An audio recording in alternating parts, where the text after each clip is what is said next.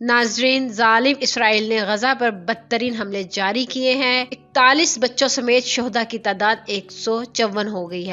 اقوام متحدہ کی سلامتی کونسل نے صورتحال کا جائزہ لینے کے لیے اجلاس بھی طلب کر رکھا ہے۔ حکمرانوں کی بات چیت، امن کے مطالبات کام نہ آئے، دہشت گرد ریاست اسرائیل نے غزہ پر حملے جاری کیے ہیں۔ صہیونی فورسز نے ایک اور حملے میں مزید 13 فلسطینی شہید ہو گئے ہیں، متعدد زخمی بھی ہوئے ہیں۔ اقوام متحدہ کے سیکرٹری جنرل نے غزہ میں شہریوں کی شہادت اور بین الاقوامی میڈیا کے دفاتر پر حملے پر سخت مایوسی کا اظہار کیا۔ سیکرٹری جنرل کے ترجمان نے کہا کہ غزہ کے الشاقی کیمپ میں اسرائیلی فضائی حملے کے نتیجے میں بچوں سمیت ایک ہی خاندان کے 10 افراد کی شہادت شدید افسوس کا اظہار کیا۔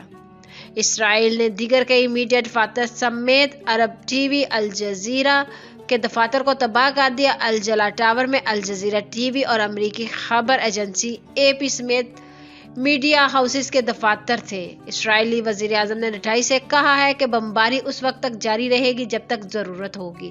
مغربی کنارے میں بیت العلم سمیت کئی شہروں میں فلسطینیوں نے مظاہرے کیے۔ مظاہرین پر اسرائیلی فورسز نے طاقت کا بے دریغ استعمال کیا۔ صہیونی فورسز نے نوجوانوں پر فائرنگ کر دی، متعدد افراد زخمی ہو گئے۔ اسرائیلی فوجیوں نے میڈیا کے نمائندوں کو بھی دھکے دے دیے۔